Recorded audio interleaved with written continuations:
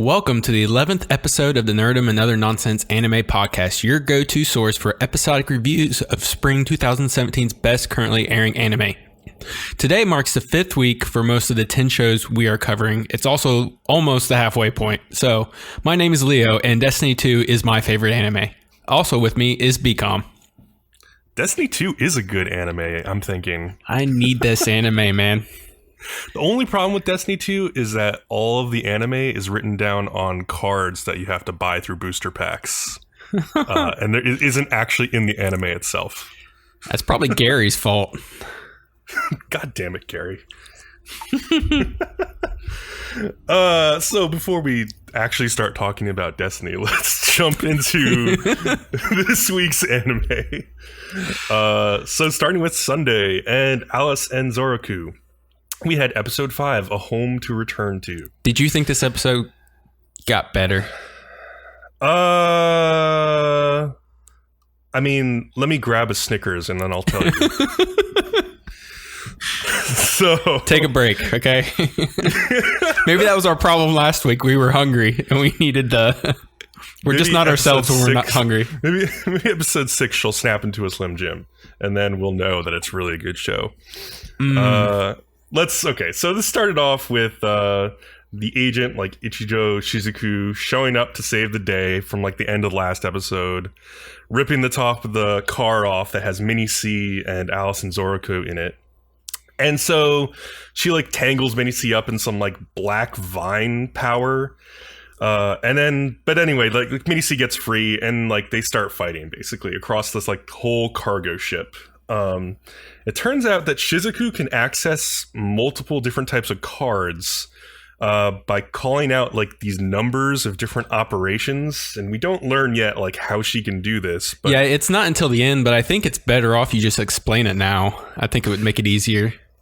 Okay, so it turns out that Shizuku, when she was like watching TV one night, fell asleep, and she had a show on about a magic maid who could just like summon like the items that she needed to like finish doing her maid duties. Like she was watching anime inside of an anime. Exactly. So because she was doing something so cool like that, she got superpowers basically. And she has like 666 different maid powers that she can call on, and like she says something like 11 different like grimoires that she can summon or something. It's ridiculous. So anyway, like at one point she summons a gun and shoots one of the huge hands that like are holding Alice and Zoroku, and then uses another card which wraps the two of them into like pink tentacles that carry them through the air to a safer part of the container ship in some really goofy looking animation that's kind of funny. And then Yamada is nearby. She's in a helicopter flying near the ship, but it's too dangerous for her to get close because Mini C's hands will just knock her out of the air. But she's also like fangirling the whole time over Shizuku because she's just like so excited that she's kicking ass. She's got like Yuri love for her or something. I'm not sure. Something like that. And yeah, like her colleagues are like, yeah, she's really a brilliant hacker, but she's also like this. So yeah. And like they're communicating to Shizuku through like a mirror gate that hangs in the air that just says like communications, and Alice is like poking at it with her finger, trying to figure out what it does. And then so yeah, apparently Yamada takes like base station data from geostationary satellites, the show says, and in cell phones. And uses it. You sound so skeptical when you're reading this off. You're just like, this is nonsense. Well, so she forms this system that helps her to locate like the dreams of Alice, but this is the exact same thing that Morgan Freeman made in The Dark Knight when he was playing the character of Alfred, or no, what's the character's name in Dark Knight? Is it I don't know, but he's like the caretaker at the like Wayne Enterprises. Yeah. So it's the thing that like he uses everybody's cell phones to create this massive web where he can track everything. So it's kind of like that. So Mini C, anyway, she attacks again, but then this time she remembers like Shizuku from a long time ago. And like they fought during some typhoon or something. But back in the present, she like launches this huge onslaught of fists. Remember? That was when Alice was escaping. Oh, that's when that happened? Oh, yeah, okay. that's her, because she hasn't transformed yet, so she looks different. Oh, I see. Okay, you're right. Yep. So yeah, she launches this onslaught of like 100 fists that fly through the air at Shizuku, but she's like summoned like 4 submachine guns and like she uses them to like shoot all the fists down. Then like stuff gets dumb, like cargo containers start getting lifted up in the air and thrown around, and it's really badly animated in my opinion. I thought it was awesome because it was just like pure chaos at this point with like cargo containers just hurtling through the air. That's true. Like the idea of it was cool. Like, and anyway, so at this point, like Shizuku makes her way to Alice and gives her a Snickers bar. Like literally hands her like a Snickers bar with the Snickers logo facing the camera, like full product placement, and says, "Use that to replenish your energy." It's almost funny they didn't do the tagline like, "You're not yourself when you're hungry." Exactly. Like why would you not do the tagline? It's such like unbelievably blatant product placement in an anime. It was kind of funny, honestly. Like I did not expect to see a Snickers bar in an anime. Like maybe a Kit Kat bar. I don't know. It just seemed weird. It's not unusual to see like Japanese goods and stuff like that, and especially like fast food places. Like the Carl's Jr. wasn't too much of a surprise. But the Snickers bar just kind of came out of nowhere. And then Alice is literally too weak to open the Snickers bar, so she hands it to Zoroku to open. And at this point, I'm just like, we get it. She's a very small child. We get it. She can't open things because she's too small. Dude, I loved it. I loved it when she handed it to him. I'm like, that's such a grandfather-granddaughter scene. Yeah. So Yamada continues to try to track Mini C from the helicopter, but she's having trouble. But like she's trying to give Mini C an edge from above, but like it's like not happening. But like so Shizuku gets backed into a corner, and she's like, okay, I have to get serious now. So this is when she has the flashback to explain that she's like got maid powers. So she pulls out like her number 1 operation card, and that transforms her into a maid costume. And then number 2 spawns like a broom or mop or something that is one of her weapons, and number 3 spawns like an umbrella. So these are her weapons. And she's like, I got serious. And then she's like, I don't like having to use the single digit operations or something, and she gets the upper hand. And yeah, at the climax of the fight, Mini C launches like a final flurry of fists, which Shizuku somehow catches in the umbrella. Like the umbrella like reverses itself and gathers all the fists up in like a neat little sack. It doesn't make sense, but okay. And then Shizuku then throws a punch that like breaks the sound barrier, and you don't really see it up close. You see it from far away. It kind of looks cool. And then Mini C is just like, when you come back, she's just like fallen over. So it's like this punch that broke the sound barrier just like barely knocks her over. But she's kind of down for the count at this point. And she's put under arrest, and then like a couple of helicopters come and take her away. Though I don't know how they got down to her, since how would the helicopters even land on the ship at that point? It's like covered with containers. Yeah, it's pretty wrecked. And when Mini C flies away, like we see that she's like struggling. Actually, no, it's before she's picked up. She's like on the ground, and she's just like struggling with survivor's guilt, like still thinking about how she's living on while her husband is dead, and she still is almost having terrible time getting over that. But at least she's kind of facing it now, realizing that she's too weak. She needs lots of therapy. Yeah. Alice and Zoroku have a chance to talk now that they're safe. And Alice tells him that she believes she was kind of made by someone in this world to accomplish something in a human form. But like, despite whatever her creators wanted, she just wants to become more human and learn more about the world and experience life and eat lots of food and have fun.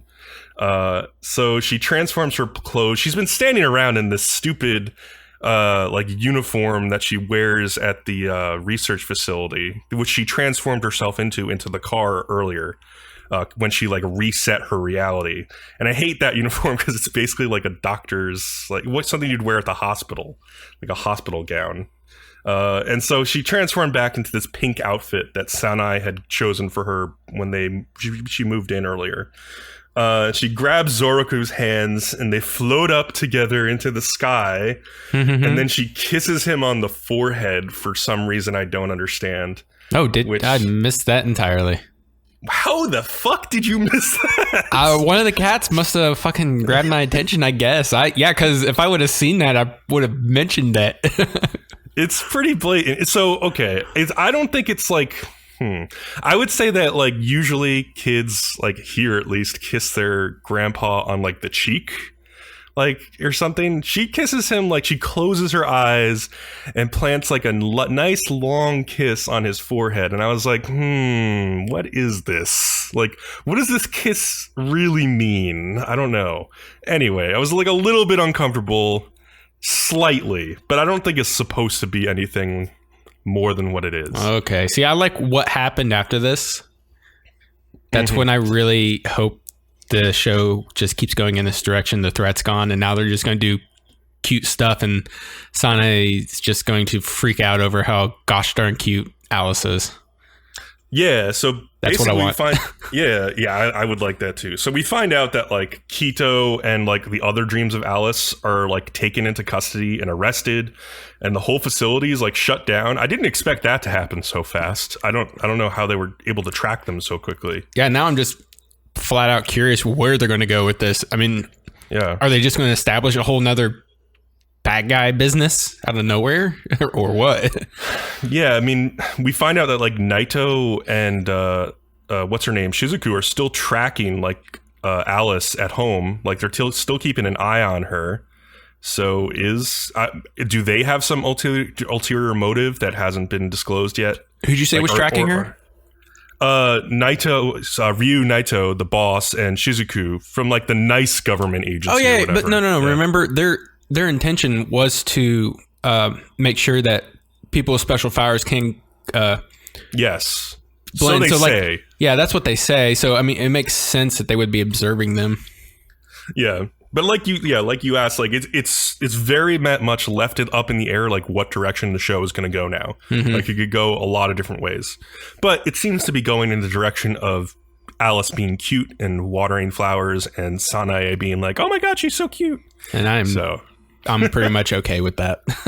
I could use an episode off from her getting crushed by giant man hands. Yeah, I was going to say, I don't think I can take another episode 4.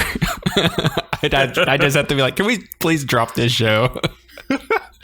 So yeah, that's where we are at right now. So let's move on to the next show. All right, here's a show we can both agree on is very great, and that's Little Witch Academia. Hell yeah.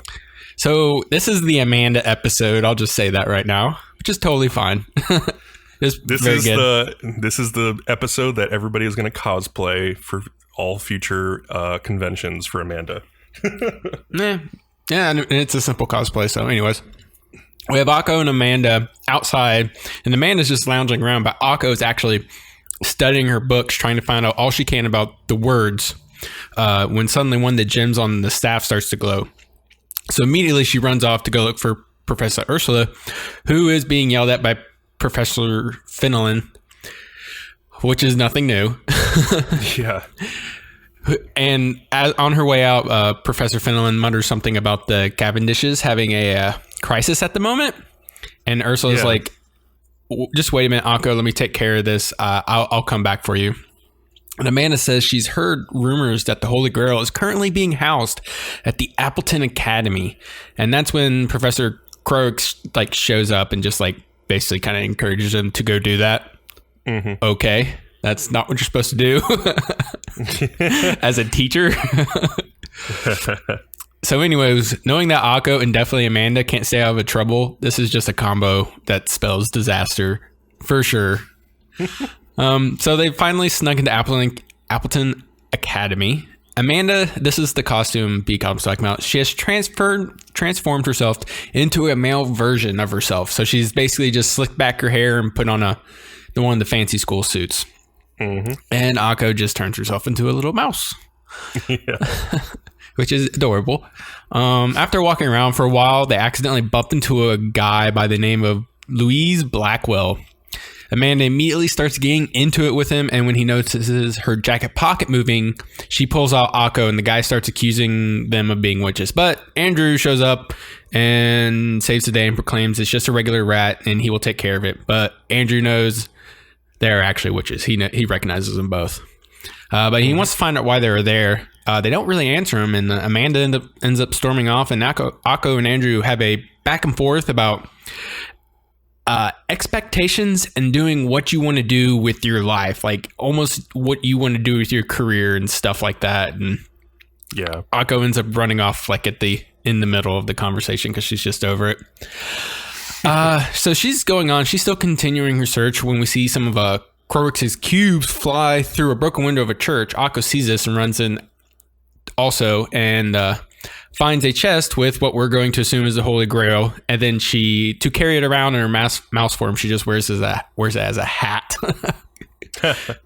Meanwhile, Amanda is observing a card game with that Louise is participating in, and he sees him cheating. He's got like a little reflective bracelet, so every time he passes his cards over, he can see what everybody has and what he has.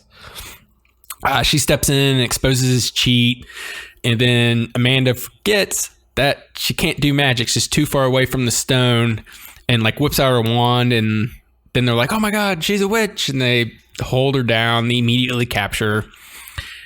And then Akko, and the other thing is that they actually had one of like what's her name, Professor Craw's like wireless routers for ley line magic. Yeah, they do have Akko that. had it. Akko had it, so she didn't have it on. Yeah, because she transformed last, so she couldn't do it.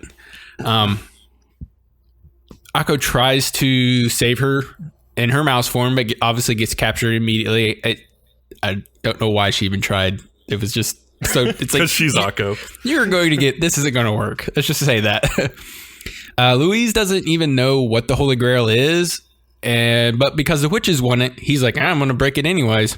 But just before he does, Amanda she's tied to a chair, but her feet aren't. So she jumps across the room and crashes into him, and the chair comes apart, and they're both wrestling for the cup.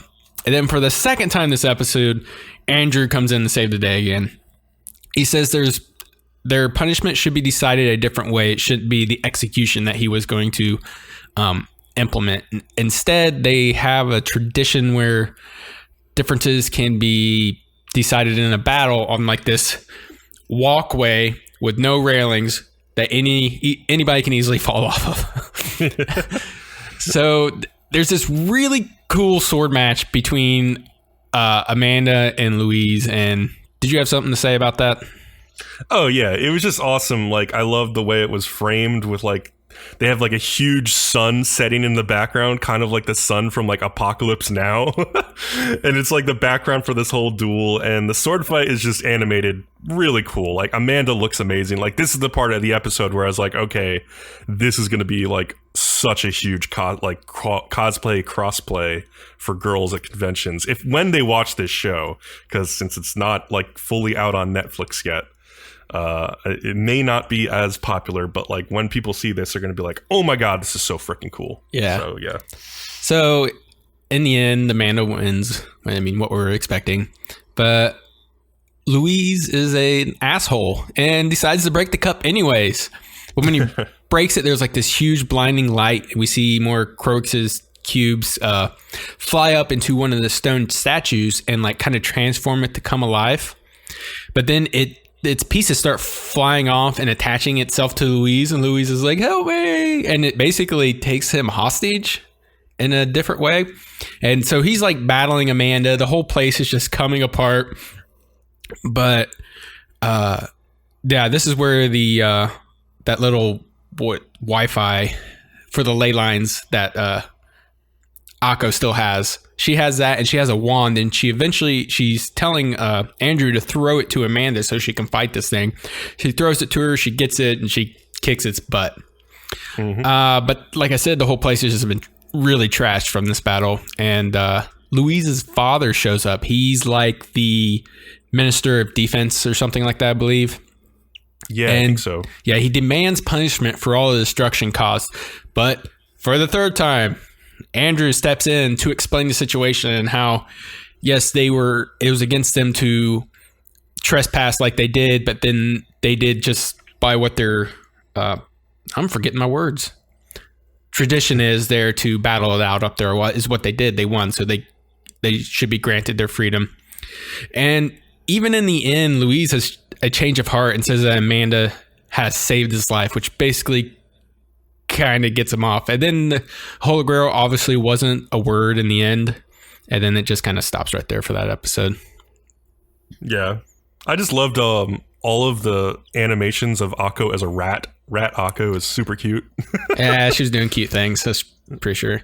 Yeah, there's I glossed over it, but the whole scene right after she's talking with Andrew and she runs off, like there's a whole pretty long scene of her running around just checking out all these places. It's almost like the artists wanted an excuse to just do beautiful sceneries and stuff. Yeah. Also, Andrew and Akko just need to kiss already. I wasn't really getting that vibe yet. I was getting that. They're both in similar situations, but like different philosophies, but they keep clashing together. I think by the end of this series, I think she's definitely developing a crush on him at this point. Oh yeah, I think they're both developing crushes on each other, but I don't think it's progressed to that point yet. Yeah. What about Latte? Is she gonna hook up with what's his face? She's too busy fangirling over Twilight or whatever they call it in this world. I've forgotten too. I forget too, yeah. It's okay. Susie doesn't need love. She just needs her mushrooms. Exactly. She's totally fine with mushrooms. Let's move on to Mondays and Grimoire of Zero. Episode 4 is called The Road to La Tête. This episode starts with Zero washing Mercenary's back as he sits in this outdoor bath. And she puts a curse on him so he won't be able to go anywhere without her and will be more grateful to her. I don't know if this was a joke. It was probably a joke, but it might have been real. Putting the curse on him? Attached. Yeah, like a little curse that she draws on his back. I think she was just joking. She's probably joking. Funnily, Mercenary makes the same point I did last podcast when talking about Alice and Zoroku. Many Beastfallen grew up being treated like monsters and have grown up to become the monsters because of that treatment. I was saying the same thing about how they treat Alice and Zoroku. They were treating her like a monster, and of course she's gonna grow up to become like a monster. So I just found it funny that Mercenary was talking about the same thing in a different show. Zero tells him that his soul is still exceedingly human, so he doesn't need to worry. Mercenary is soaked and looks like a drowned rat when he gets out of the bath. But Zero has a special spell she can use to dry him off instantly. He gets super excited and Zero's like, don't tell anybody.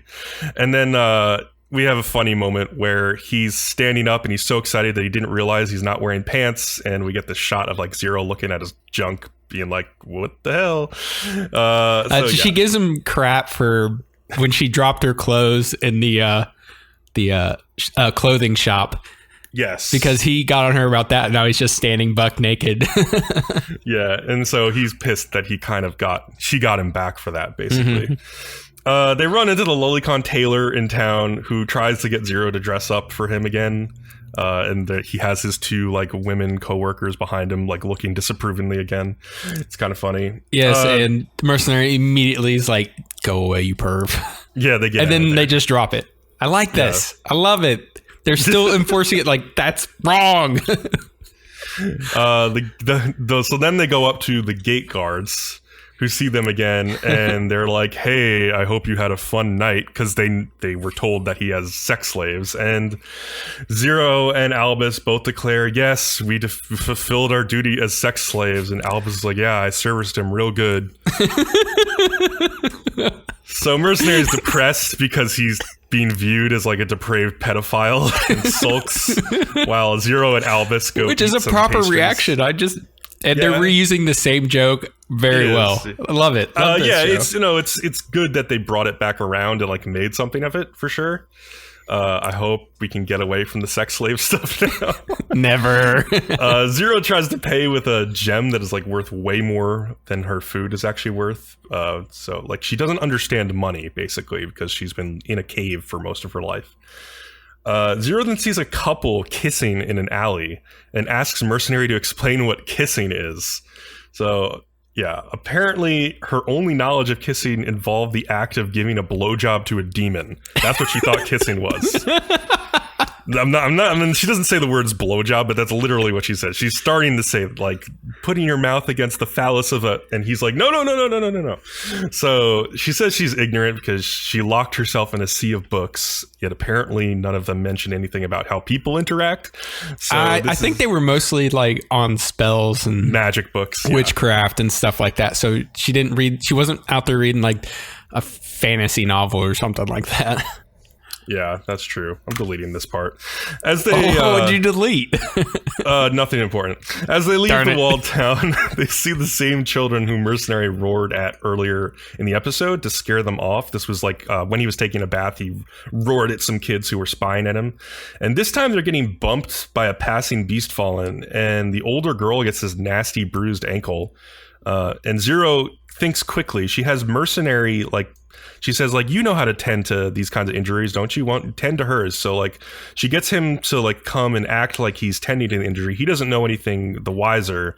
And then while he's doing it, she uses her magic really quickly to heal the ankle. And so, like, she gets up and she's like, oh my God, it's healed. And they are really appreciative to Mercenary, the Beast Fallen, even though they're scared of the other one just a second ago. And the youngest sister is this really cute little girl. She gives Mercenary like an acorn necklace for being so nice and saving her sister. At this point, they leave the town. They have this really pretty fun traveling montage as the three make their way towards Latet. Like, at one point, they are in this flower field, and Mercenary picks a crown of flower. Or no, sorry, Zero picks a crown of flowers and puts it on Mercenary's head. And then they meet another traveling, like, duo of, like, a woman and her daughter, and he gives the crown of flowers to the daughter. And it's a nice, cute little montage. I think she was like she was selling something. Yeah, like a merchant or something. Yeah, something like that. So yeah, Zero then, like, they come to this, like, really beautiful overlook where they're looking out over this huge, vast valley. And she thanks Mercenary again for showing her so many new things. And they are looking out at this, like, beautiful rainbow. And then she makes a kissing face, saying she'd just like to try it out. And he blows her off, saying she's nuts. And, like, he, like, walks away with Albus, and, like, she kind of smiles after him. So, like, yeah, there's, like, a little budding romance kind of going on here, but it's also at the same time, like, she knows nothing about romance. Right, so right. Yeah. I think she's a little wiser than she's letting on, though, but yeah. They catch some fish down in the stream, and Zero uses her power to make, like, 10 of them leap out of the water all at once.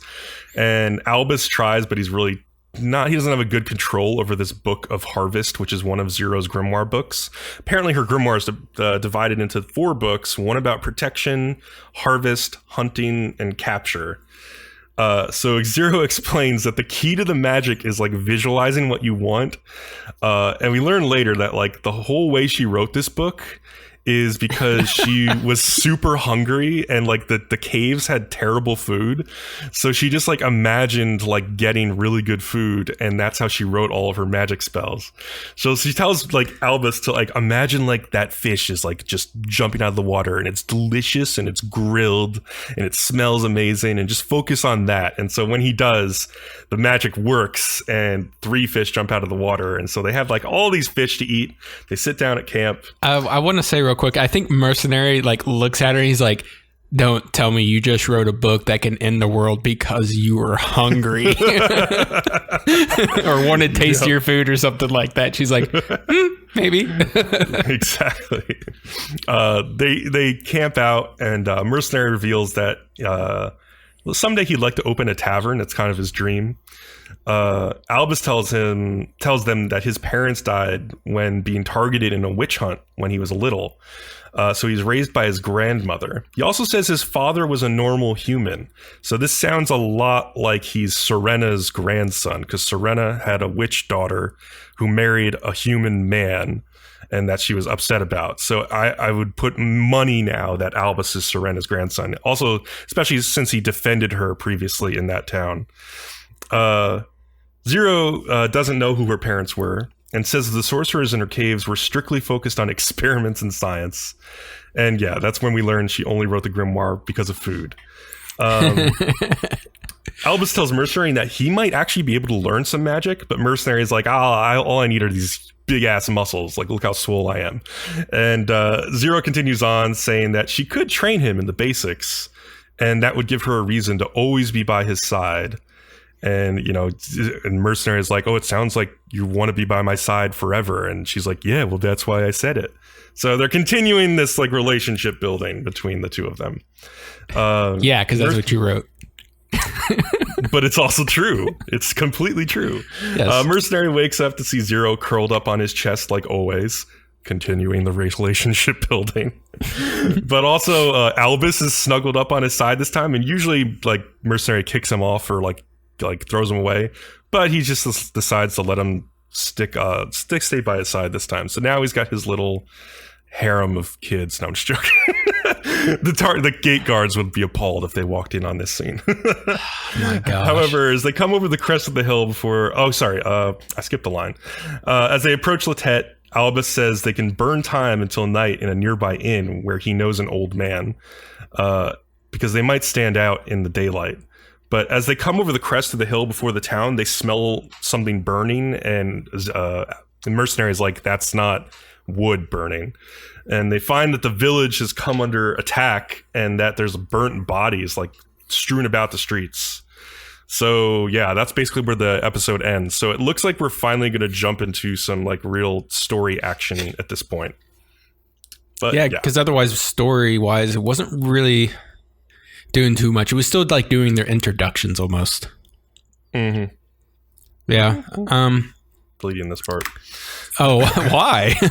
Because I had some arguments written for last podcast about how I felt the show was devolving into lowly fan service. I don't feel the need to like double down on that.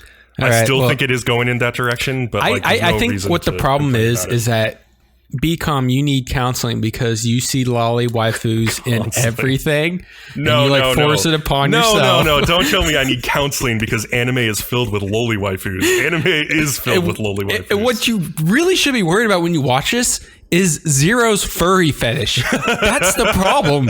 Zero has a furry fetish, and you're focusing on the lolly waifu stuff. It's like it's not even close to how Zero. Oh my God, she is all about that Mercenary. Jesus.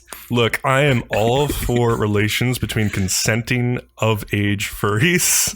I have a much bigger problem with little girls being in these situations. But yeah. Okay, fine. Let's move on to Sakura Quest. Cool. Episode 5, The Budding Yggdrasil. That was the correct pronunciation. Yeah.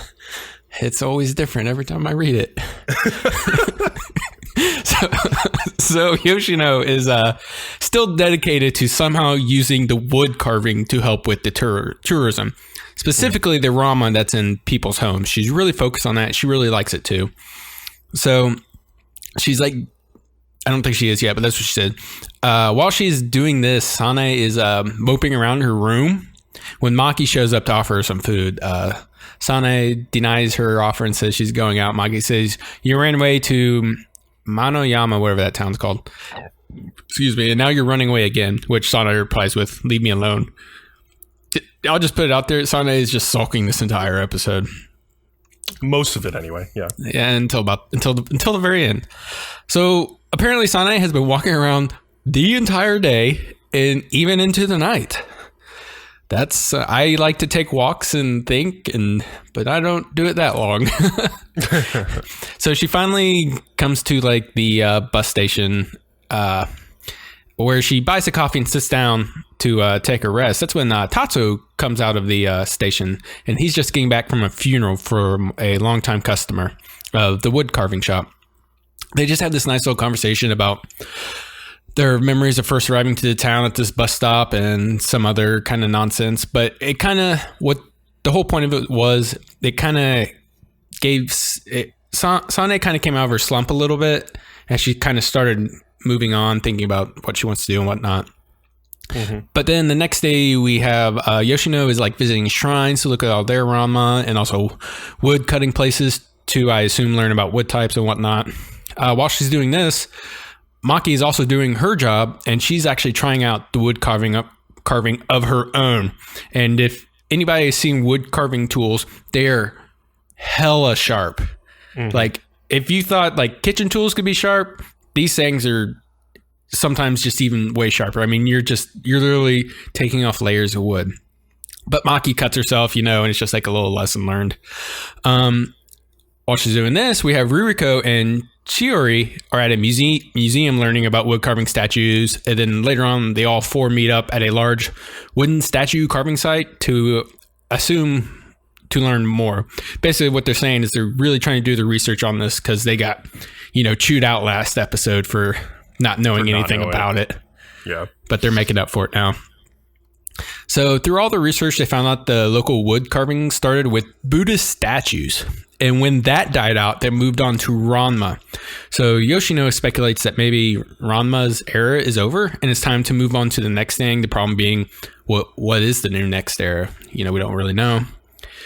Yoshino has what I think is a terrible idea of remodeling the Chupacabra Cabradada Tourist Center into this all giant wooden sculpture. Fortunately, Kadata rejects this idea flat out. It was... Yeah, she wants to make something like the Sagrada Familia in Spain, out of the building, which is kind of ridiculous. That would be so expensive. Mm-hmm. It was just also, I just wanted to note. When she's talking about this at the office, one of the office workers makes a point of saying it's pronounced Sagrada, not Sakurada, and I was like, come on, that has to be a reference to Sakurada Reset. They both say something like that. Yeah. Since there's a show airing this season called Sagrada Reset, I'm like, this has to be a reference. Maybe Japan's just having an obsession with that right now. I feel like it happens a lot in anime where I think the community that makes anime is kind of tight knit. And so when original shows are airing, they often make references to other shows that are airing the same season. I think this is just a little sly reference. So, yeah. Yeah, that's quite possible. So... Tatsuo shows up at the cabin where Sane is still sulking around and asks her to come to a cafe with him. Actually, he doesn't even ask her. He just has him showing up, and then they're suddenly at a cafe. There's this cute little scene where Angelica, that's the cafe owner with, the hair over the one eye, super hot. Oh, yeah. Cafe owner, yeah. She's really cute. Yeah. She brings their orders and sets down a glass with 2 straws in it that Sane takes note of. Yeah, I liked that. It's a little matchmaking going on. Yeah. What Tatsuo brought her out there to do was show her a project he's been working on, and it's actually had basically whittled a wooden shoe, and it actually looks kind of cool. And I think he even put a leather strap on it, so it's actually functional in a way. Mm-hmm. He came to the shoe because their last conversation at the bus stop was about Cinderella. They were talking about Cinderella or whatever. That's what gave him the idea. Sane inquires about what Kazushi would think of this, and Tatsuo basically just says he doesn't give a damn what he thinks at this point. Yeah. And we find out that Ranma that Kazushi has been working on this whole time was a project of their master's before he passed away, and that actually the funeral he was just at was the buyer. So now they don't have a buyer for it, so it's not a piece they can sell. And Tatsuo says something, this is, just how his mindset is on this, is sculpting is a job. If you're not getting paid, there's no point. So, and that brings me back to Little Witch Academia between Akko and Andrew, how Akko is just, doing what she wants to do. She's doing her, almost careers as their hobbies, and Andrew is doing it because this is how he's brought up and he's supposed to do it. It's just a reoccurring theme. So weird blonde hair guy has a name, but they call him Sandal-san. I'm not sure. Oh yeah, you wrote down his full name too. Yeah, okay, never mind. Yeah. John Cena. But it jumps to the next scene of Sandal-san doing his best impression of Link from Ocarina of Time. He has an ocarina and he's kind of dancing around, and he even has a green cape on. And I'm just like, okay. But The 4 other girls are on a bench nearby when Ririko makes a suggestion that they ask Sando-san for some help. Turns out the artwork in Angelica's cafe is by him, and he's actually kind of famous as an artist in some circles. And also, we find out his real name, which is Alexandre Cena Davis Celibidache. John Cena. No relation, I don't think. But his last name, Celibidache, sounds like an old school artist to me anyways. Yeah. So before they can get up to go ask him, they turn and look, and he's being put into a cop car and driven away. Yeah, I was under the impression that he got arrested for loitering, but that didn't end up being the case. Yeah. So then we have Shiori, Ririko, and Maki are in the cabin wondering, what happened to Sando-san? Why did he get arrested for? They each have a funny little thing to say about it. Ririko says he was actually a world famous spy, wanted for questioning. Shihiro says, and I was going to look this word up. Hi, Chio. Tumultuous, because I learn words all the time. A tumultuous fight over classified documents from the kingdom of Chupacabra. That's what. And then Maki's like, there are no documents like that. Then they all just kind of giggle and laugh. It was kind of funny because I was like, whoa. Just this very quick scene of Sane walking the streets after dark again and pausing in front of the woodworking shop where Tatsuo and Kazushi are hard at it. And that's all that was. That's all that scene was. We go back to the cabin. Yoshino shows up after getting Sando-san to do a drawing for her. Also, it turns out he was just hitchhiking and getting a ride from the cops. Yeah. For whatever dumb reason, this picture looks like a 5-year-old's drawing, convinces all of them that it might work. Yeah. Did you see that? I looked at that and I was just like, what? It was like a modern abstract art, but yeah, you could probably imagine an elementary schooler also drawing that level of art. So yeah. Oh man. Yoshino arrives back at the cabin, says, what? I was about how they said somebody else can do your job. Okay, I don't know. You still leave your... Oh, Sane. I just put a wrong name in there. Oh. Sane's back at the cabin, and Yoshino's giving her a pep talk.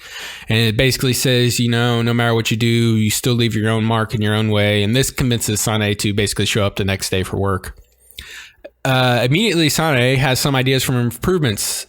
Still try to find sponsors like they originally wanted to, but also do some crowdfunding, which we all know what that is. She also suggests using the bus station, and I think this is great since it's basically the doorway into the town. Yeah. And she also has the idea of purchasing the Rama Kazushi has been working on as their first piece for this. So this whole episode's just been working up to this one point. But of course, to do this, they have to basically go and prove themselves to him because, he chewed them out last time. And they do. They've all done the research. She's very familiar with it now. They get it hung up in the station, and Sanae says to Tatsuo that they need to keep infusing wood carvings into everyday items, to make them, more relevant and stuff like that. That's the end of the episode, but I got some advice for my man Tatsuo, if he wants to get into Sanae's pants. He needs to make her some glasses frames. Not the front part, just the side parts. Oh, okay. I see what you're saying. That way it could be changed out. The front wood wouldn't work, but the wood on the sides would, I would say. And also use some wood that's really close to her hair color. That way it blends in and does not, distractingly stand out. I mean, that's what I would do if I was in Tatsuo's shoes. I don't know. I might just continue to make her shoes because I know some girls that you can get to their heart through their shoes too. So yeah, maybe. I don't know if she's a shoe girl though.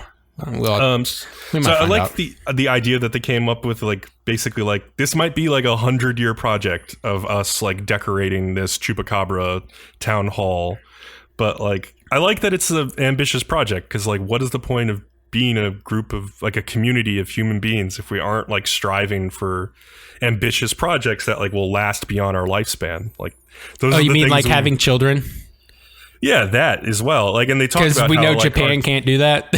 Well, yeah, they talk about how our children and grandchildren would appreciate this as well.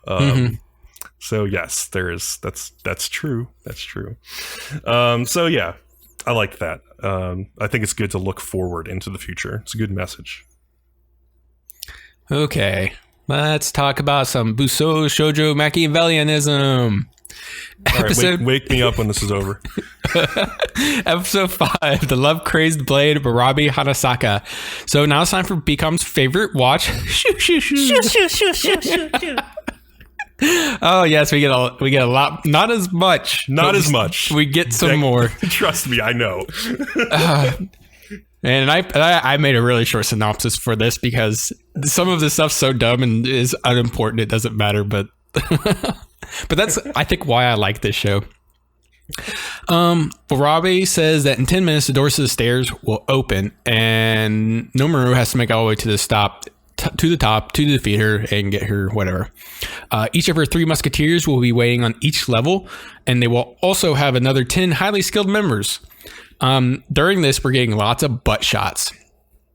And there's like even a scene, this is from your notes, where they're in the classroom and they're just like have cameras on the girls' butts and they're like, hey, that is actually a pretty good shot. And I'm like, okay, whatever. They're filming all this action and they have like these close-up shots on Rin and Mary's like bloomers from behind with the mawashi still tied. And I'm like, yeah, this is strike witches. So they all decide to get changed before the doors open, which of course, this is coming out from, obviously we know where we're going, prompts Nomaru to walk in on them changing. They can't get the mawashi off, and that's what prompts Nomaru to think it's okay to open the door. And there the two are standing in their bras. Rin has a cute pink bra with bows and frills. Mary has those details. Yeah, Mary has a very sexy black lace type bra on, and I include these details because I can hear Bcom rolling his eyes through Discord. I didn't even read this. That's funny that you predicted my roll eyes because it's so true. Dude, that was the easy prediction. Anyways, the door is finally open, and Nono and Choka run in ahead to take care of all the small fry they claim. They are actually doing a good job taking out all the green-haired clone army because there's like 50 of them. Yeah, what was that about? This school just has like 50 clone girls going to it. Like there was the 3 earlier on, and I'm like, all right, they're triplets, but now like there ended up being like 30 of them. I was like, okay. So it jumps back to the other 3 in the courtyard when Tamaba blows open a door and jumps down to greet them. She doesn't agree with what Warabi is doing, saying the council only agreed to the Warabi Olympics and nothing else. We see Mr. Bighead being taken down from the cross by 3 female students wearing Jason hockey masks, who I assume are Tamaba's underlings. Yeah, that would make sense. That's what I'm guessing. Like even Nomaru's like, who are they? And that's what I think it is.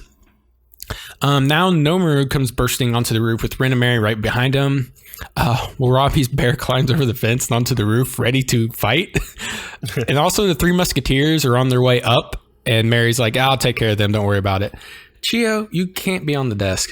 Oh my god, you're sabotaging this podcast. Come here. All right, taken care of. Don't look at me like that.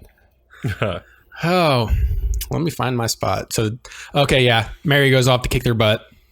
The bear takes a fighting stance, and Nomaru's like, oh, you know, when a bear stands up like that, they're always going to come in with a swing.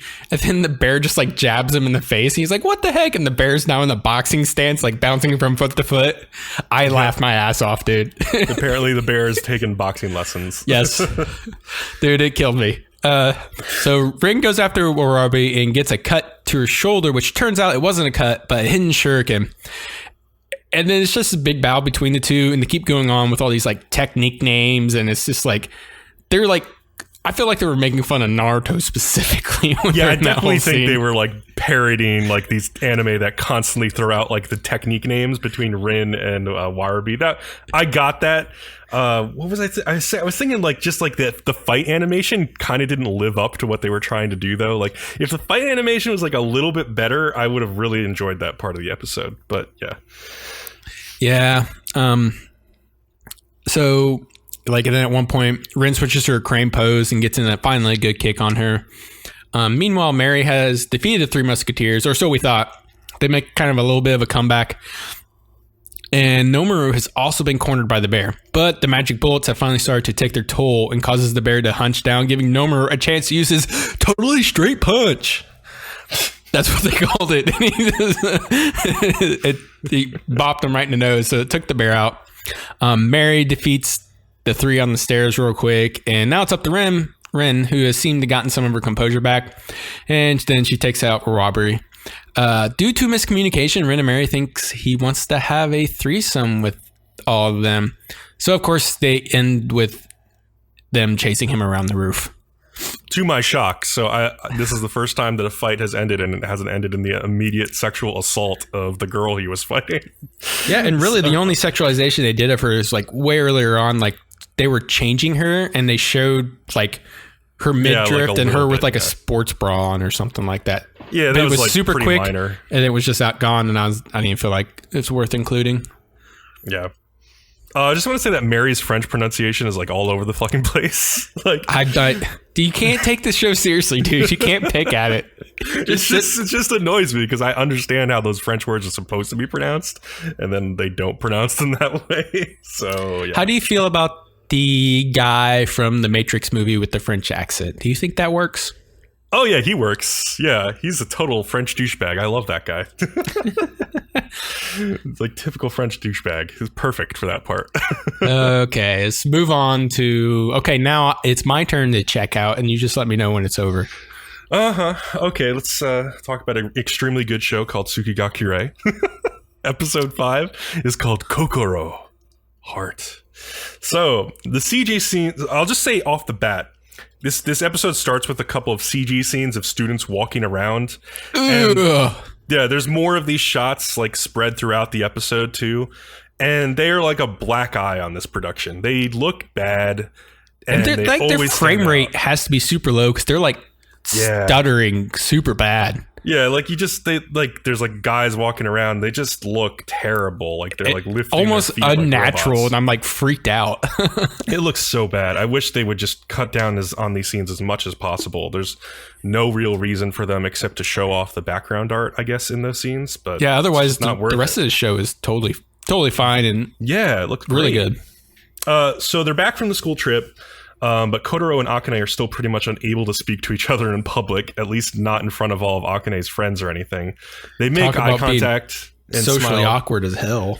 Yeah, they're socially awkward. They're in middle school. So they make eye contact and smile at each other at least. And she confirms like in her head, like we've started dating, but I haven't told anybody else about it yet. Neither has Kotaro. So, Chinatsu overhears Kotaro talking with his teacher about his future and test scores and how he's not doing very well. And she notices that his hair isn't curling up. So, like, she runs up to him after he leaves the classroom and is like, hey, your hair's not curly today. But then she asks him, like, do you know of any good cram schools? Because I'm thinking about studying hard for my exams. And he suggests, like, my cram school's good. So, not understanding that this is going to make her think that he wants her to go to his cram school, and it's like a romantic thing. So Akane sees that Chinatsu is in high spirits at track practice after this, and was wondering what that's about. And Hira has developed like an especially grueling sprint training plan for all of them this summer. Meanwhile, Kotaro's practicing at like the association that puts on this festival. He's like doing this little dance with like drumsticks in his hands, practicing for the festival that's coming up. I didn't recognize it. Usually sometimes I've seen it in another anime. I don't think I've recognized this one at all. Yeah, me neither. And Kotaro asks his senpai, the one who like works at the bookshop, what he should do now that he's in a relationship, because he just doesn't know what to do. He got the girlfriend, he doesn't know what to do with her. So you got the girl, what do I do now? But Akane's in the same place. She's at home and she uses Google, G-U-U-G-L-E. Guggle. I thought it was Guggle. To search, she just searches like, quote, middle school dating. And the first piece of advice she sees is don't text or line too much, because boys apparently hate needy girls. And she asks her sister what she should do because she knows she can't really trust the internet. Good for her. She suggests going on dates, like walking home together, or just like invite him over to the house. It's not that big a deal. Kotaro is also searching for the internet for answers. He uses like Yahoo answers. It's Yahoo! And he's trying to find out how he can spend time alone with Akane at school. And somebody comments there that they used to meet their girlfriend in the library since nobody was there. And it was great. I can confirm this is actually really good advice. I did this in high school. So at this point, I also noticed that Kotaro has an awesome Muhammad Ali poster above his bed, which explains why he loves shadowboxing so much. I think this poster might have been in a previous episode, but I didn't put two and two together. But clearly he's a fan of boxing. So Akane texts Kotaro asking if he's asleep yet that night, and he responds, and she says, "We didn't get a chance to talk again today, sad face." And she tells herself to keep it cool. Like, she's like, they're acting really cute throughout this whole text conversation. And she's realizing she might have been a little too forward with that. And Kotaro types out, "But I'm happy I just get to see you at school." And like, he's like so nervous about actually sending this message that he like flails around and kicks around in bed, and works up the courage, and he finally presses the send button. And then Akane is like, "Oh, me too," smiley. And this like sends Kotaro into like a flurry of sit-ups, and then he works up the courage to say that he's going to the library for lunch tomorrow. And Akane quickly jumps on this and says she'll go with him. And then he jumps up and does more shadow boxing, which I like. Good for her. Yeah, definitely good for her. The next day, Kotaro sneaks out of the classroom during lunch without his like friends noticing too much. And Akane wants to follow, but she just like realizes her friends will figure it out. So she like instead like eats her lunch really fast with them and then leaves. And so she's on her way to the library, and Kotaro is already there, and he gets excited when he hears the door open, and it's Chinatsu. And so we see Akane running towards the library. When she gets there, she's nervous. She pulls out her, I guess we're going to call it a turnip squeezy, because it's not a potato, we've established. And she like squeezes it a couple times. She goes in, and of course she sees Kotaro sitting and talking with Chinatsu, which is like confirming her worst fears. But at least Chinatsu kind of figures out the situation, like when Akane shows up, even though Akane like denies that she came here to see Kotaro. And Chinatsu asks Akane if she wants to go visit Kotaro's cram school with her, because she's thinking about going there. Like, so Chinatsu eventually leaves, and Kotaro like sighs this deep sigh of relief, and he's like, "I don't even know what to do." And then he realizes Akane is still there, and she's kind of pissed and he's suspicious. And he's like, "Well, do you want to come to the cram school?" And she's like, "No." Like immediately. So at track practice, like Akane is like working off some of her frustration by running really hard. And we also see Chinatsu talking to the track coach, saying that she's going to take some time off to study for exams. So she's serious about going to this cram school. And Hira pulls Akane aside and like trying to figure out what's going on with her. It's like saying like, "You got a really bad time, girl. Like, what's going on?"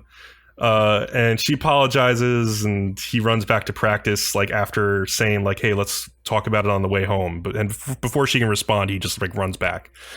So on the way home, they walk home together. Hiro like reminds her like, "Hey, you know, even if you don't want to talk to me, like remember we don't have that much longer to run together. So be focused."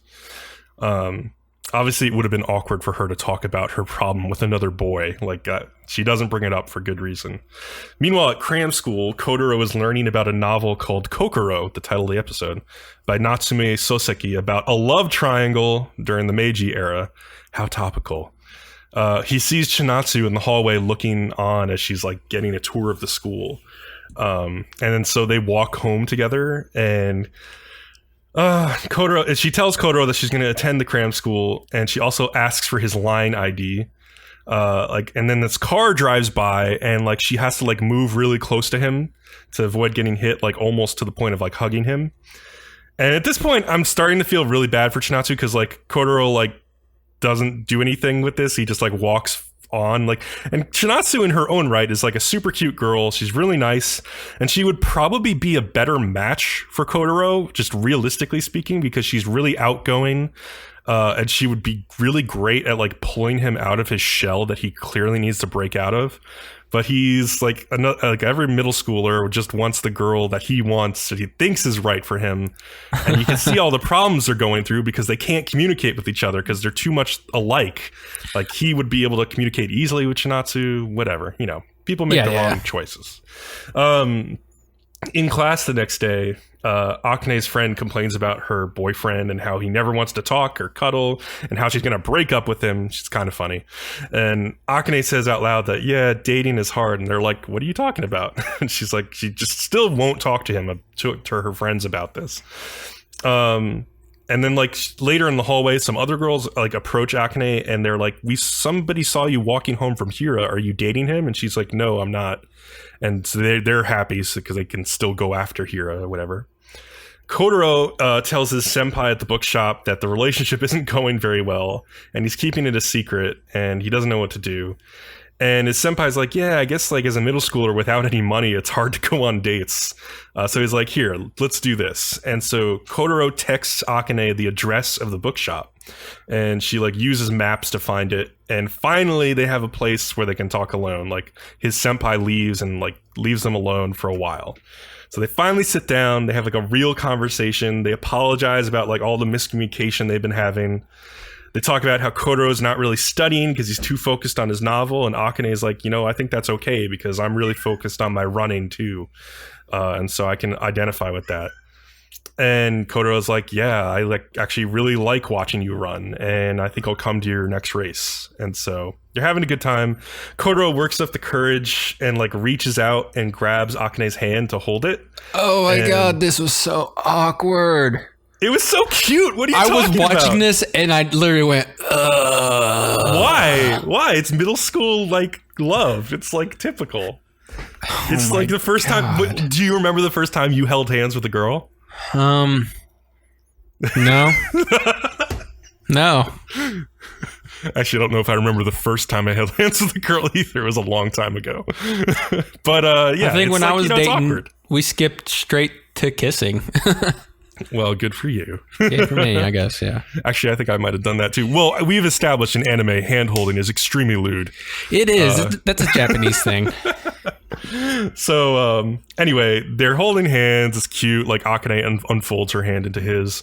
But it's broken up by a text message by who other than Chinatsu to Akane, who says, I think I have a crush on Azumi-kun, meaning Kotaro. Fuck. So Akane spins and looks at Kotaro but says nothing. That's the end of the episode. Well, after the ED, they continue to have these like really cute shorts. Dude, that's the best part of the show. I think it is. Like, it really is. I wish they would have done shorts rather than this whole series. I love the series in its own right, but I really like these shorts. Like, I especially like hilarious. The one where like Akane's friend asks her boyfriend to pick an outfit he likes, which is better. She like shows her phone to him and she's like, which one do you like better? He's like, oh, I like this one. She's like, oh, I think I'll pick the other one. He's like, oh God, like what was the point of that? Yeah, he picks the big old blonde and the other girl is more like her. Yeah, exactly. I think that's what it was. And the one he picks had like less like clothing around the midriff and stuff. So yes, he was picking the sexy one. And then she does it again. And he's like, well, I think whatever you like best is the best, honey. And she's like, oh, you're useless. Yeah. And then he's like, what's right? What's wrong? There's no way. It's so good. Welcome to the real world of dating. And then the other little short I liked was when Akane's older sister Ayane, she's getting driven home by her boyfriend, and her parents are out walking in the street, and they're like, "Who is this hoodlum driving like an idiot?" And they get out of the car, and like, I think he just had like thumping music. That's what they were. Yeah, and he was and so like the dad is like, I don't approve of this kid, and then like the mom keeps like saying like, oh, he's so proper and nice, and the dad is like, but I don't approve. But the scene ends like I guess they give him like a little penguin squeezy thing, and the dad's like, ooh, this is nice. Maybe he's a good boy after all. Yeah, because it turned out he's going to college. He has a career path. He was super polite and nice. I mean, he was everything you want your daughter to date. You know, but what turned him around was the squeezy. So you could tell where Akane gets her love for the squeezy. He squeezed it just like her too. But anyway, talking about the regular episode, like in a sense, I think Chinatsu knows what she's doing. Like, because I think there's been very heavily hinted at that she knows that Kotaro likes Akane. I don't think she knows that Akane likes Kotaro, though. So I think she's trying to get out in front of any potential relationship, not realizing that they've secretly already started dating. Yeah, she doesn't know they've secretly dated, but I feel like since she knows they're not dating and she's decided she likes him, she's just going to go ahead and from her point of view, it looks like they're going nowhere. So she's like, I like him. I might as well give it a try. Yeah, why not? So that's kind of how I see it. So good luck to her. We'll see how Akane handles this, if she actually ever talks to Chinatsu about it, or if they drag it on for a bunch of episodes. We'll see. It's the rest of the season. They've surprised me, though, with the way they've handled other drama so far. So we'll see. We'll see what happens. Let's move on to Fridays and Rage of Bahamut, Virgin Soul. Episode 5, Those Who Won't Give Up. So Azazel is talking to the group of demons, saying he's going to harness Nina's dragon power to destroy Cherios. And Nina goes shopping with Muguro at the beginning of this episode. Nina's not the most graceful girl. Like, she's like stumbling around trying to wear some heels and stuff, and she dresses up in a frilly outfit, and she has Muguro like dress up in a little cute girl outfit. I'm so confused by his gender now. It's not that confusing, though, in my opinion. So, like, Nina is the one who's referring to Muguro as a girl, and nobody else has referred to Muguro with any gender at all up to this point. Let's remember that Nina is an idiot. So I think by the end of this episode, Muguro's gender is left up to interpretation. I think it's more likely that it's a he, but I thought it was a he.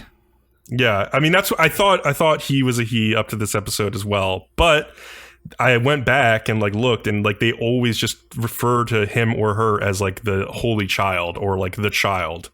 So yeah, maybe it's both. Muguro has no gender. Yeah.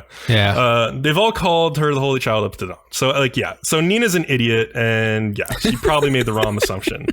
But like, I love that Muguro just like goes along with it and is like really happy to just have this fun day with Nina. So on their way back, they come across a man who's dressed in like pimp clothes. Like, I can't describe it any other way. And he's like directing this carriage being hauled by demons in chains. And he's torturing one of these demons by speaking into a bracelet that has like a gem on it. And it controls the neck collars that the demon slaves are wearing, that like makes them like writhe in pain. Nina comes up to him and tells him to stop because he's going to kill him if he continues. And like, even though they're his slaves, he doesn't have the right to torture them. And so Pimp Dude's like, I can do whatever I want. And like all of his lackeys start surrounding Nina, and she's like getting ready to like kick their ass. Like, you can see the look on her face. She's really confident about being able to take them. She's going to have a lot of fun doing this, is what I took from it. Yeah.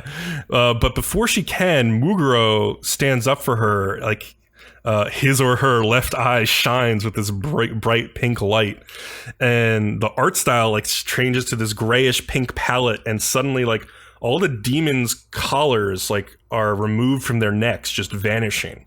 So that's pretty cool power. So somewhere else in town, like Sophiel, the angel who spoke with Bacchus in an earlier episode with the pink hair, she could tell something is happening. She like spins around and starts running towards the scene. The unleashed demons go berserk with revenge, and they chase after the slave master and all of his lackeys and chase them off. And Nina's like, Muguro, did you do something? And like, he nods slightly. And then Sophiel comes speeding through the streets in a flash, and Muguro can sense that she's coming. So like, she moves Nina away really quickly. They get out of there. When Sophiel gets to the scene, like 2 other women, who I assume are also angels, gather next to her because they all sensed Muguro's power. So they're all looking for the child. Cherios tells his men to ignore the gods who are searching for the child. He gets a report from like one of his men, and say like, just deal with the rag demon first. Like, the rag demon is the key. Like, if we find him, he'll lead us to the child anyway. We have a short scene of like 2 of the Orleans knights, Diaz and Alisson, chatting with each other. And Alisson like is wondering like why he ever joined, and he's thinking it must have been because he looked up to Jeanne d'Arc, like, but like she's gone now, and he just really can't look up to Kaiser the same way. But he even makes fun of his hair. Yeah, that's true. Diaz like stands up for Kaiser, saying like, "Oh, you don't know like what he did 10 years ago." Meanwhile, Kaiser is grabbing tea with Rita, and this is a funny scene. He's asking her like, "Look, I have some feelings that I can only share with you, Rita." And Rita's starting to get like really excited. Think she's gonna get confessed to.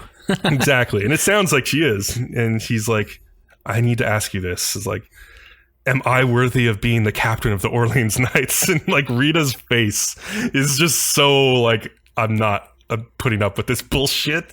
It's like she continues to listen to him like ranting about like his whole situation and complaining about how like he understands Azazel, but his understanding for Azazel like conflicts with his duty to the king and like taking him in. And eventually Rita just gets pissed and punches Kaiser in the face, and like he like flies down into like this like a little aqueduct or whatever next to where they're having tea. And she's basically just like, you need to get over yourself. Like, you wouldn't have been such a pathetic crybaby 10 years ago. Like, at least 10 years ago, you were stupid, but you tried to do the right thing. And like, he looks down at his like machine hand or whatever and says like, he's thinking like, yeah, I guess she's probably right. I did try to do the right thing a long time ago. So later, Sophia is meeting up with Bacchus, asking for info on Muguro. And he tells her nothing. And Hamza tries to suck up to her because he wants to go back to heaven, it seems like. But she isn't having it. Bacchus seems willing to spend the rest of his days outside of heaven if he has to. So she leaves, and Nina and Muguro arrive. Like, they see that she's, like, walking away. So Nina's like, so who was that? And, like, they won't tell her. And so she, like, grabs Hamza by the neck and starts, like, tickling him and stuff. And it's like, oh, it's an old colleague of Bacchus's. And Nina like starts raving about like what Muguro did and explains how she removed like the demon's collars. And Bacchus like perks up at this, like, wait, what do you mean she had that power to do this? And they're like, is this the child? So Bacchus looks at Muguro very closely and is like, what's with the outfit? So that like it's like because Muguro is wearing like a little girl's clothes. So I think Bacchus thinks that Muguro is supposed to be a guy as well. So that's sort of cleared up there. But Kaiser meets with Cherios. He's at the statue of Bahamut, which we saw a lot last season. And he asks Kaiser about his checkered past, and like he tells him about how he was a bounty hunter and how he never thought he would become a captain. But Cherios has like a little revealing moment saying that, you know, I was the son of a concubine 10 years ago. And it was only through like the chaos created by Bahamut's resurrection that I got the opportunity to become a king. And he basically is like, I conquered anybody who stood in my path to get to the throne, including gods and demons, and I won't let anybody else stand in my way. But Kaiser speaks openly, basically saying like, the human prosperity that's been built at the expense of gods and demons can't possibly last long. There will be more rag demons even if they defeat this one, and there's always going to be more people rising up to oppose them. And hatred begets hatred, like this big philosophical conversation. Philosophical. And Cherios is confident though, like, I'll just get more power to fight them off. But Kaiser explains like, hey, when we defeated Bahamut, the only way we were able to stand against that type of power was with gods and demons on our side.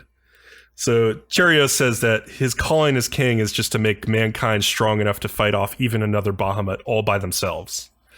So Kaiser disagrees. He says, I'm going to strive to look for a path where we can all live in peace. And Cherios, like, he just calls him naive. He doesn't say, like, you're fired or anything. Like, I was kind of surprised by that. He basically just tells him to stay out of his way and you'll be all right. So yeah, there's a brief scene where Azazel tells like that hot demon chick that he met last episode that he hasn't forgotten about the day the Cucutus fell and the time has almost come for revenge. And meanwhile, Nina catches Bacchus and Hamza trying to pull Mukuro's hair back. Dude, this scene was hilarious. Yeah, while like he's sleeping, they pull his hair back to like try and look in his eye to see if their suspicions are correct. And then like Nina's like, what are you guys doing? She like wakes up and like she's like, they're like, oh, we just wanted to like look at how cute you were. And that's the wrong thing for Hamza to say. She like kicks Bacchus in the face, and that wakes up Muguro, and Muguro was both eyes open and his left eye is red. And Bacchus makes this like squeak. That was terrible. But like this really squeaky noise of like recognition. He's like, oh, it is him. Yeah. So, and then after the credits, we see that Nina forces Bacchus and Hamza to sleep on top of their own carriage. And he's like, could he be the two-eyed child? So I'm going to give credit. There's a Redditor named The Kaidzi, who I saw post a picture yesterday from first season where one of the angels had blue and red eyes, and it was Michael. I looked at that. So that's interesting. It looks like Mugro might be like maybe Michael's reincarnation or have some relation to Michael. Was Michael killed? I think so in the first season. I'm pretty sure. So it's been I too many vaguely years. remember. Yeah. Yeah, I can't remember exactly, but I'm pretty sure Michael was killed. Yeah. So either or not, it's probably his offspring at the least. Yeah, yeah. The other thing I've been seeing is that a lot of people are getting impatient for Favreau to show up, and I completely disagree with all these Fava people. bean. I think that this is like a situation where people don't know what they actually want. Because like as soon as Favreau shows up, you want the show to like kick into overdrive. Because like, you know, like Favreau, like as much as I like having him around, like he was such a badass at the end of season 1 that you can't just like bring him back and then like make him do nothing. Like you want to bring him back at a climactic moment. And then like maybe you have a couple episodes of build up, but then you want him to like get straight back to kicking ass. So give the writers some credit. They will have a plan and just go along for the ride. And I'm just enjoying the cast that we already have right now. Like I'm enjoying Nina and Bacchus and everything that's happening. So I'm totally fine with the cast too. Except for Azazel. I don't really like his attitude. Yeah. Well, I can understand that he wants to like fight for the demons. He's always been kind of stubborn about what he wants to do, even in the first season. Meanwhile, the show, I think, just continues to balance like comedy and serious scenes very well. Yep. A lot of shows really struggle with that, but this one goes back and forth like at ease. It's pretty great. Let's move on, though. On Saturday, Recreators, episode 4. If so, I want to protect what he loved. So we learned the name of the blonde who Leo called Darkness last episode. The armored lancer is Alisteria February. Her last name is February. So Meteora learns that the producer and planner of her game, Avalkin, has passed away, and she's disappointed, but this also forces her to face some truths about her thoughts on the world. And she tells the group that she was going to base her views on this world on the views of the creators of her own world. Like she was prepared to do that. She was just going to stand by and witness the destruction of this world as hundreds of story characters got translated into it, like causing all sorts of unforeseen consequences. But like she predicts there will come a day when the world can no longer continue to adapt the changes to its laws of physics, and the elasticity quotient of the world is going to break or something. And she thinks it'll face like a great destruction or a reset of some kind. But anyway, she's like kind of depressed. In order to sort out her feelings, she plays her own game like all night. And she feels the game was fun. She tells them about it the next day. And like she thought like watching herself was interesting. It was like an interesting caricature of like who she really is. And she says like, I've lost the eternity of being in that game, but at least I'll continue to exist in every copy of the game that was ever produced. And even if it was just made for entertainment, like the world she was given by her creator was pretty interesting. And she knows that a lot of like thought and love was put into it. And she also says like everyone who played the game also enjoyed my world outside. And I was like, yeah, you don't understand game reviews or the gaming community. There are always some haters on the game. I'm sure there's some people who hated your game. But anyway, just like how Meteora tried to save the collapsing world in her own game, she now wants to stop the real world from collapsing and put things back the way that they should be. So this is her motivation. So after all this, like Meteor is starving, and they from staying all up night gaming, so they like order pizza and sushi and get a bunch of convenience store sandwiches and onigiri and drinks, and they all feast on them. And Meteora comes to the conclusion that they can fight back by finding the other creations and keeping the world as normal as possible, stopping more contradictions from occurring. And also, she thinks that the military princess must have been created by someone in this world. And if they can find that person, they'll have a better chance of stopping her. So, meanwhile, at the military princess's hideout, Alistaria February is meeting with her and complaining that she found her creator and she's like dragged him behind her. And she demanded to him that he rewrite her world. And he did, but it didn't change anything. So she's pissed at her creator for creating this hellish, war-torn world just for entertainment that she's had to like endure this whole time. And all she cares about is getting back to her world and saving them from like the ongoing wars that are going on. And there's like this older man who wields a gun at the princess's hideout. He's standing in the corner and he tells Alistaria, hey, try to relax and just enjoy this world. And she's like, you drunken bastard, shut up. What do you know? So it's an interesting little character reveal there. The military uniform princess tells Alistaria that she needs to mess with common sense of this world in order to get the changes that she wants. So I don't think the military uniform princess is actually like right about this. I think she just wants Alistaria to do what she says. So she's manipulating her. And it's very clear that she's like gonna just have to wreak some havoc though, I guess. So afterwards, there's a really cute scene. Mamika, the magical girl, was overhearing the conversation. Yeah, up to this point, I was actually really bored with the show. I was falling asleep, but then there's a lot of exposition. About here it re-grabbed my attention again. Yeah, because Mamika's like, she goes to Alistaria and like after incorrectly trying to say her name 3 times, which is normal for a magical girl, they can't pronounce anything. They make some like instant curry, which Mamika bought because it has her face branded on it, and along with some other items from like a convenience store. And they eat it together, and like Alice is like watching her like she's gonna throw away the plastic bag from the convenience store, and Alice is like, no, don't throw it away, the wrapping is very well made. And Mamika's like, oh, you're like kind of like an old grandma. And like Alistaria is like, what? I like that because it's kind of a look into blonde girl's world. It must be a pretty bad place. Oh yeah, just the way she's talked it up, and to the point to where like she would like to save a plastic bag. It's like, ugh. How bad off is your place? Yeah, that's true. So Mamika like only brought 1 plate with her, so they need to eat off the same plate. And she starts calling Alistaria Alice-chan since it's easier to use, and that's also cute. And she uses like her cute magical girliness to get Alice to eat a spoonful of the curry and rice. And these two are just like really fun to have together. But eventually she reveals like her real motive, and it's that she overheard what the military princess was saying, and she wishes that like all of the story like people, like the creations, could just get along and eat curry with each other. But Alice is stubborn. She says, I'm not going to allow anyone to get in the way of saving my world. So anyway, after this scene, Matsubara gets a call from a colleague who is freaking out because one of his creations showed up. It's kind of funny. He's like, I don't know how to say this. And Matsubara's like, okay, who showed up? Because he knows what's going on. I really like they did that because he's like, yeah, I've been through it, bud.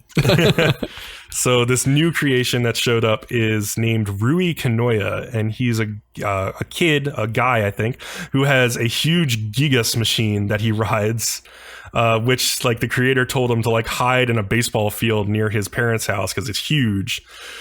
He's like a very feminine looking boy in like a sort of like an Evangelion type jumpsuit with short blue hair. And we end the episode after that character introduction. And so at this point in the show, I'm kind of thinking it's a little strange how small a role the main character, Sota, has been playing. Like, we've just been getting a lot of character introductions, I guess, so they've been, like, not talking about him so much, but... Yeah, and just right at the end of this one, 2 more characters. So yeah. I wonder how many people they're just going to shove at us. I don't know. It's interesting because, like, I assume that Sota is going to play a major role by the end of this anime, probably in like rewriting something or creating a new creation to help take down the princess, something like that.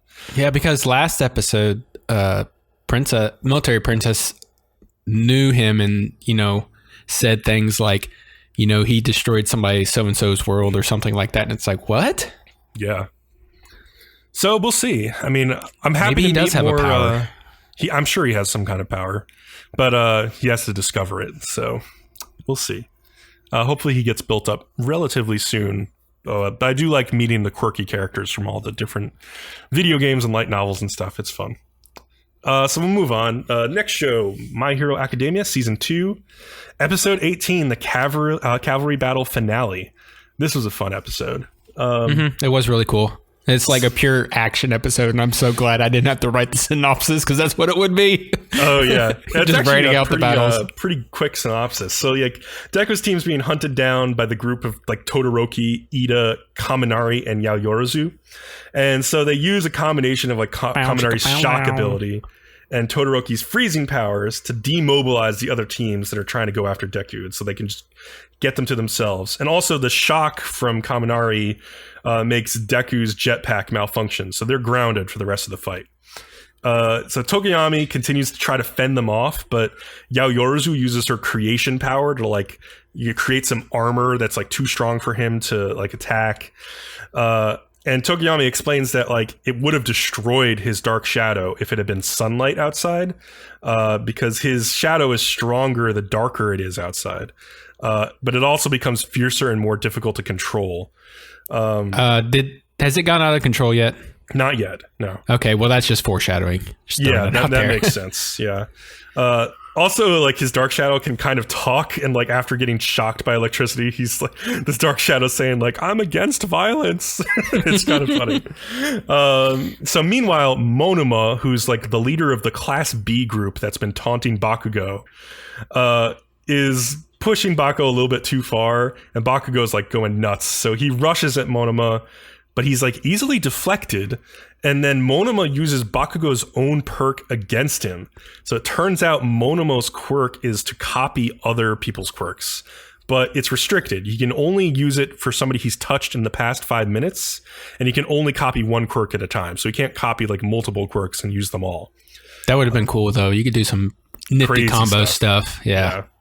So Bakugo's team is stuck in place by some white goop by another member of Monoma's team. And their prospects are looking really bad. They have no headband. They got 0 points. And so meanwhile, Todoroki is facing off with Deku. But they're kind of at, like, a stalemate because they've both been using their powers. They don't know how to get past each other's stuff. So Ida has a trick up his sleeve that he's been hiding, though. He uses a secret move he hasn't told anybody in class about. So his, like, calves light up with, like, flames, and he goes into what he calls, like, torque overdrive. He gets this massive burst of acceleration. His whole team flies by Deku so fast that they barely even saw him move. And Todoroki was able to grab Deku's headband off. So he's got the 10 million point headband. So Tokoyami at this point thinks it might be best to go after other lower value headbands, but Deku's like, nah, there's not enough time left. Everybody's so split up, we don't know where the points are, so our only option is to just go after the 10 million. And Ochako agrees, getting pumped up and rushing at Todoroki. And Deku realizes it's now or never, and he starts to charge up his ability. So meanwhile, Bakugo tries to take down Monoma by jumping away from his team again. But one of Monoma's teammates named Kosei Subaraba has a quirk called Solid Air. He, like, blows a bubble around Bakugo and then solidifies the bubble and, like, holds him trapped in midair.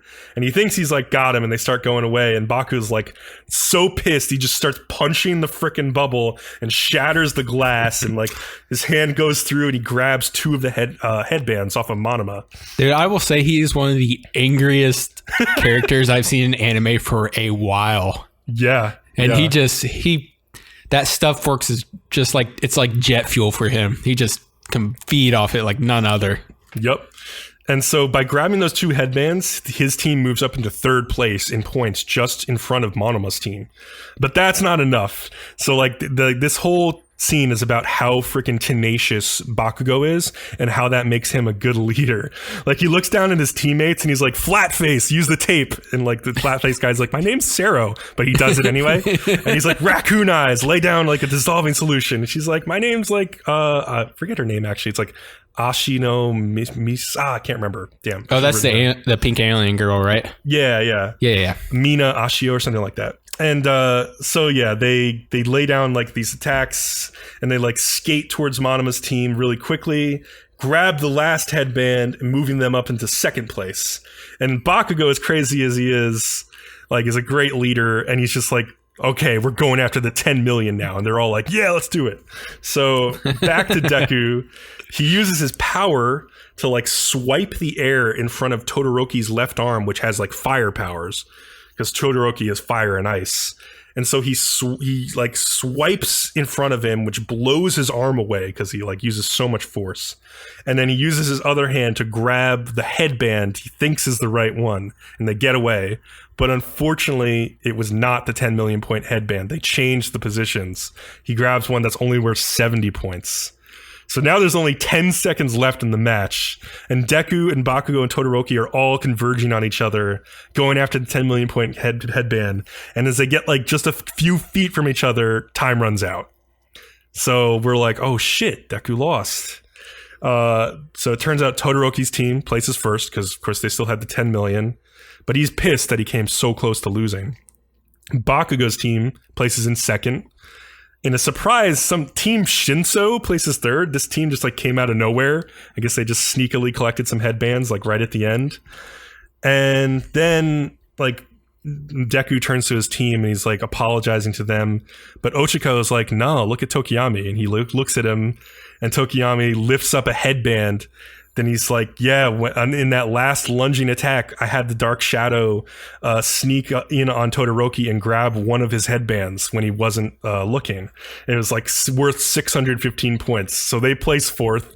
And then Midoriya's like eyes well up and like just geysers of water explode out of his eyes. It's so funny. Like straight up into the air. So it literally looks like a geyser. And then Ochako, like, he's cutely like patting the Dark Shadow of Tokiyami on the head, which I thought was funny. So yeah, Todoroki reflects on how he almost had to use his flame attacks because he was so overwhelmed by Deku, but apparently he doesn't want to use them because he has daddy issues or something. His dad is like Endeavor, who's like this flame user. This is a whole big thing, actually. It looks like it's going to get into it next episode because they do. Todoroki pulls Deku aside in like a stadium tunnel alone to talk to him, and he's at the same time All Might like pulls Endeavor, Todoroki's dad, aside. He's like, come have some tea with me. So it looks like next episode, especially from like the previews, it's going to get into how All Might and Todoroki's dad Endeavor are like rivals, and how Todoroki probably feels the same way about Deku since he's All Might has his eye on him. So yeah.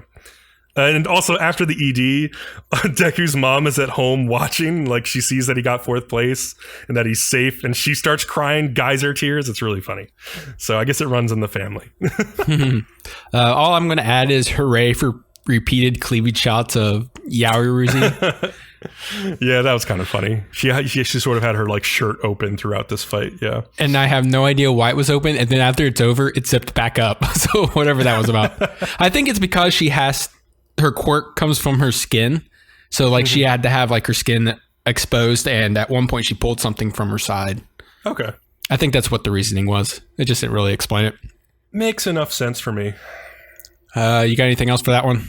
No, it's just that was a fun little arc, the cavalry battle.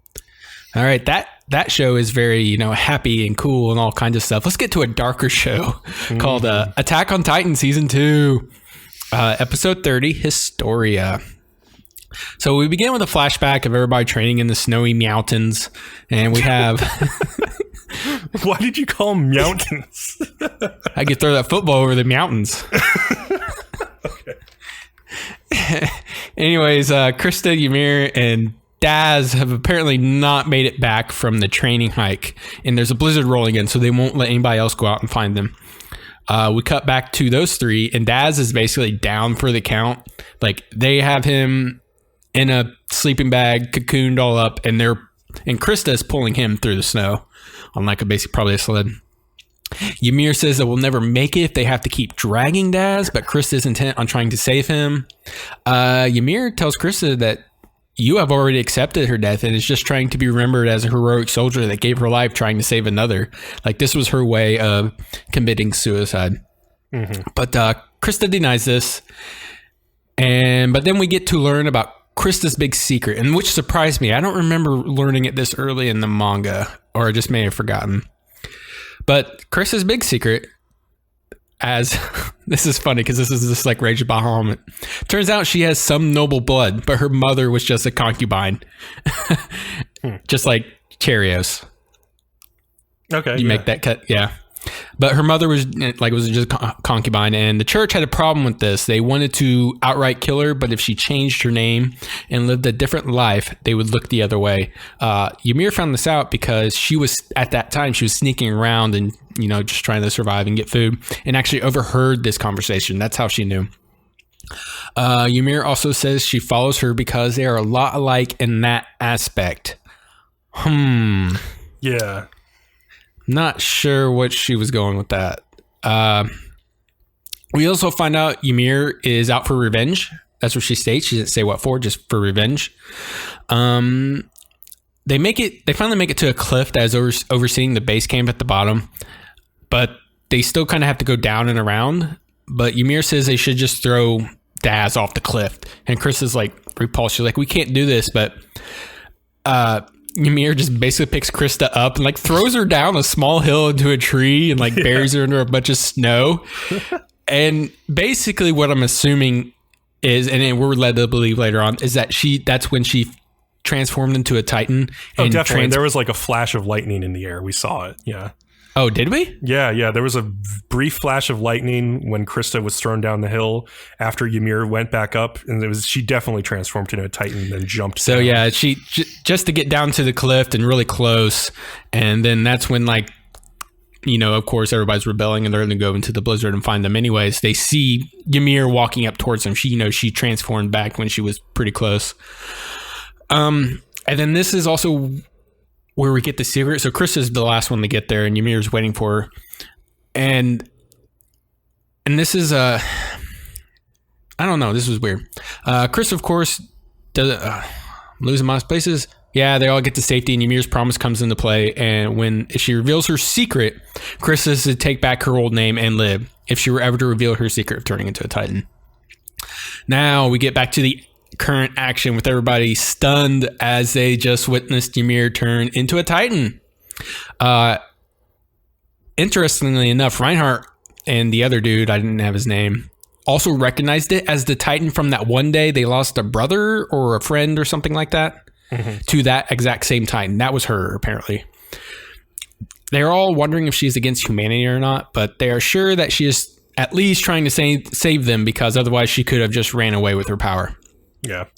Ymir isn't doing too well. She's kind of a chibi Titan. She's pretty small compared to everybody else down there. And Krista starts yelling at her that she can't go out in a blaze of glory and that it's already too late for her to try to get into heaven.